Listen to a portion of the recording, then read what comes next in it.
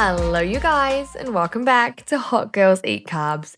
I'm your host, Brittany McChrystal, and I am so glad you're here. Whether you're out on your walk, cleaning your kitchen, or just lying in bed thinking about life, this is your moment. Just us girls chatting it out. And don't forget, if you love the podcast, share this with a friend who needs to hear it today. But before we dive into today's topic, I have to share a little life update as per usual. Because if you are a regular listener to the podcast, you will know that last week was my 30th birthday. And honestly, it was the best time of my life. So, little recap. I got to the villa and I was waiting for my girls. They were all coming from Koh Tao after spending a few days there together. And they all rocked up in this van and surprised me with matching t-shirts with my face all over them. I literally died. It was so funny. It had my name on it and then like 5 different photos of me plastered all over it.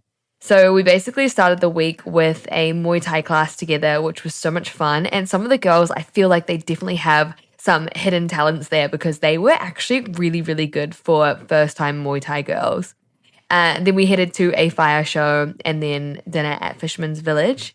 The next day, we went to a elephant sanctuary, which is more of like an elephant sanctuary, but you can also chill by the pool there, and there's a restaurant, and you can get some drinks, and it was really, really cool. But it actually started pouring with rain, and instead of complaining or letting it ruin our day, we just all decided to go with it, and we jumped straight into the pool in the pouring rain and just listened to music and was laughing and just like fully living in the moment, which was really, really cool.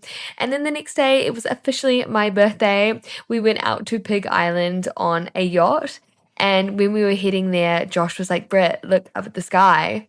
And there was a perfectly painted bee in the sky. And I knew that it was my dad looking down on me from heaven and this special day. It was so, so special. And like all of us basically started crying when we saw it because like when I tell you this bee in the sky, it was so clear. Like there was nothing else in the sky, just like some clouds and then just like this perfectly painted bee. So if you follow me on Instagram, if you don't, you can go and have a look on my Instagram. But when we got to Pig Island, it was so cute. It was just like a little bunch of piggies on an island. And when we got there, they gave us some water bottles, so you'd feed them water. And it was so cute, guys. Like the pigs were so small, and they were so small. And I was scared because it was this like big pig and he was like running after me because he wanted my water. And I ran into the ocean because I was like, I don't want him to get me. And then he started swimming out to me. And it was really funny because obviously he didn't get that far. But then like they all started running after me. Oh my gosh, it was hilarious. It was so, so funny. Then the next day, no, not the next day, sorry, that evening, we went back and had a dinner party back at the villa, and that was really nice. The catering was so good, and we invited some of my other friends who live on the island as well. But it was such a perfect mix of fun, connection, and gratitude. I definitely felt so supported and so loved. And it also just reminds me of how far I've come, not just in life, but in the way that I actually choose to live my life now. And that's exactly what I wanted today's episode to be about. Because for so long, I kept choosing the life that didn't make me happy. I stayed stuck in habits, routines, and mindsets that weren't serving me. Not because I didn't want better, but because it felt safer to cling to what I knew.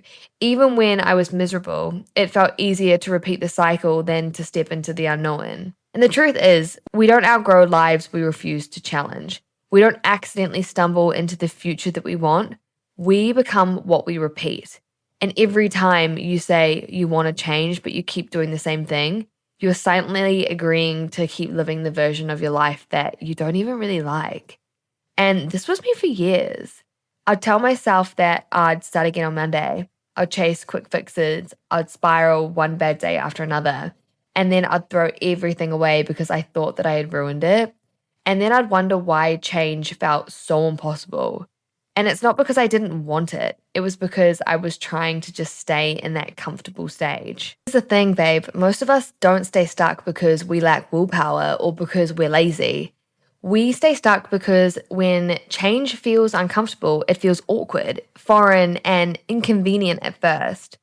It asks you to say no when you're used to saying yes, to show up when you'd rather hide, and to choose growth over familiarity. And that's not easy, but it's definitely a comfortable trap. And if you only ever choose what feels easy, you keep recycling the same results. And growth doesn't come from repeating the life you're trying to leave behind. It comes from leaning into the discomfort long enough to prove to yourself that you can survive it, and that you can adapt, and that you can become somebody new. And for years, I was caught in that loop. I'd say, this is it. This time I'm going to change. But then I'd fall back into the same late night snacking, the skipped workouts, that all or nothing mindset, and I'd convince myself, see, I can't do it. But the truth, I wasn't failing because I wasn't capable. I was failing because I kept expecting massive overnight change.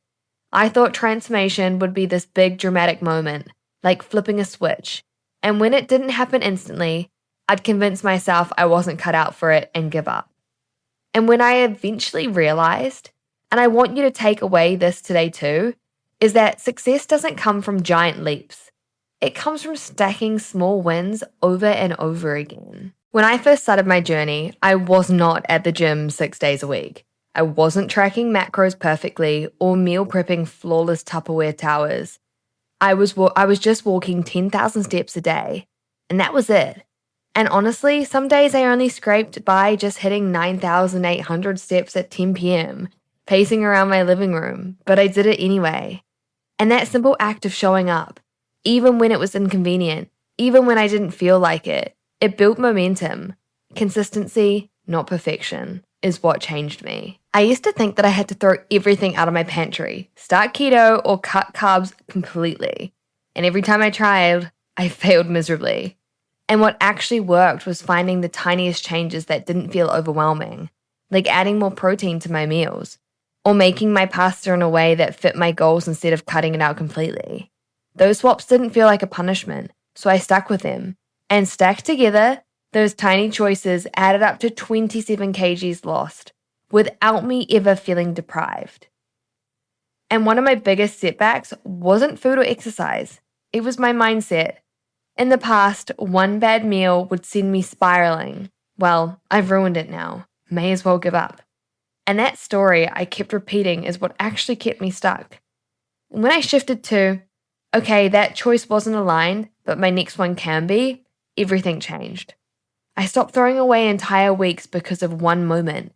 I learned to move forward instead of spiral backwards. And one of the first things I did was simple. Drink a glass of water with my morning coffee. That small pairing made me feel more energized, which made me want to walk, which made it easier to stick to my meals. It wasn't about overhauling my life in one night.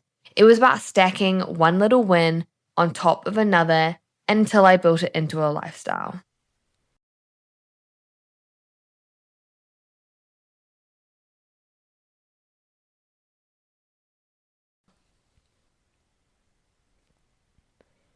And you've got to remember the long game. I lost 27 kgs in 9 months, but not through a crash diet, and definitely not through quick fixes. It was walking, balanced meals, eventually adding in strength training, and repeated day after day. Nothing extreme, nothing glamorous, just habits I could actually live with. And the best part, those habits stuck, and I still live by them today, years later. And that is the real win. Not just losing the weight, but keeping it off because of the way I did it, it was sustainable. And maybe the most important lesson of all, learn to love the boring middle. Nobody clapped for me when I meal prepped my chicken and rice or when I hit 10k steps for the 127th day in a row. But that quiet, boring consistency was the backbone of my transformation.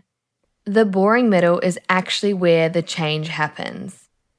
I didn't wake up one day and suddenly become more disciplined. I didn't flip a switch and magically become this girl who meal preps every Sunday, hits her steps, no matter what, and never misses a workout. What actually changed was much simpler. It was the way I responded when life got in the way. When I first started, I was exhausted from my desk job. I'd sit in traffic on the way home, scroll through Uber Eats in my head before I'd even walked to the door, and convince myself I deserved to crash out on the couch with a takeaway. That was my patterns for years. And honestly, it felt easier in the moment, but every time I did that, I was just reinforcing the version of me who was stuck tired, and unhappy in her body. At some point, I had to draw the line and say, no, this didn't mean I suddenly became perfect. It meant I chose differently, even when it was uncomfortable. Some nights, it looked like lacing up my sneakers and walking around the block instead of collapsing on the couch. Other nights, it was throwing together a quick, high-protein version of the meal I used to order in. Still comfortable, still enjoyable, but aligned with the goals that I said I wanted. Tiny shifts. Nothing glamorous, but those tiny shifts started stacking. And over time, they became the building blocks of my transformation. And there were so many moments where the old me would have spiraled. Going out with friends, having a few drinks or a burger, and then waking up the next day thinking, well, I've ruined it now. That one thought used to write off my entire week. I'd let one meal turn into a week of overeating, skipping workouts, and saying, I'll start again Monday. But when I'd finally learned to treat it just as a moment and not a reason to quit, that was the real game changer. I'd wake up, drink some water, make a balanced breakfast, and get back to my normal routine. No shame, no spiral, no punishment, and just moving forward. And babe, I'm not going to lie to you, a lot of it felt repetitive, but I had to keep reminding myself these boring habits were quietly shaping the girl I wanted to become. The 27 kilos didn't come off because I did something dramatic. They came off because I kept choosing differently again and again, even when it wasn't fun, and even when nobody was watching. So when I talk about drawing the line, I don't mean cutting out joy or never having a burger again or living in restriction. What I mean is refusing to give up on myself, refusing to let one choice snowball into a setback, choosing to repeat the habits that actually aligned with the woman I wanted to become. And here's a part that still blows my mind. When I look back now, those small, quiet, unglamorous choices are the reason I get to live my life I have today. The reason I could celebrate my 30th birthday with Muay Thai classes, elephant sanctuaries, yacht trips, wine, burgers, and still feel confident and strong in my body. They're the reason I wake up every day with energy and the reason I trust myself. So babe, I want you to pause for a second and ask yourself, what life am I choosing every single day without realizing it? Because whether you notice it or not, your current habits are shaping your future. The body you want, the energy you crave, and the confidence you dream about. Those don't magically appear one Monday morning when you finally get it together. They come from what you're doing repeatedly today. So if you feel stuck, I want you to zoom in. Don't think about overhauling everything, and don't think about the finish line. Just think about one small choice that you can make differently today. Maybe that means going for a walk after dinner instead of scrolling on the couch. Maybe it's adding an extra serving of protein to your lunch. Or maybe it's swapping the thought of, I ruined it for, I'm learning. That's it. Just one. Because when you start stacking those choices, that's when momentum builds. And even more important than that, you start building trust with yourself. You prove, little by little, that you can change, and that self-trust is the real superpower. It's what makes everything else feel lighter, easier, and more natural. So don't underestimate the power of the boring middle, the quiet moments, the small choices. That's where your transformation actually happens. And if there's one thing I want to leave with you, it's this. Stop waiting for the perfect moment to begin. Stop waiting to feel ready, to have the perfect routine, or to suddenly wake up with this ultra-disciplined version of yourself. That girl is built in the messy middle, not on some imaginary Monday when everything lines up. I know it feels like change has to be this big dramatic thing, but the reality is it happens quietly. It happens in those moments when nobody else is watching, and when you're tired after work and you choose to go for a 10-minute walk instead of skipping it completely. And when you've had a night out, instead of spiraling, you just pick yourself up the next day and keep going. And when you're standing in your kitchen deciding between ordering Uber Eats or throwing together something simple at home, those little crossroads are where the new you is created. And the truth is, you're not failing because you're not capable. You're not behind and you're not broken. You just haven't given yourself enough time yet. You've been measuring progress in days where real change happens in months and years. And I promise you, the moment you stop giving up after every slip, the moment you stop waiting for the perfect and just start repeating those small aligned choices, your whole entire life will shift. So here's my pep talk for you. You can do this. You are capable of so much more than you're giving yourself credit for. And you don't have to do it perfectly. You just have to keep showing up. Some days that may look like crushing your workout, and some days that may look like taking a walk and drinking your water. Both of those are wins, because both of those are proof that you did not quit on yourself. So that's all I've got for you today. I hope you have a wonderful week, and I will see you in the next episode.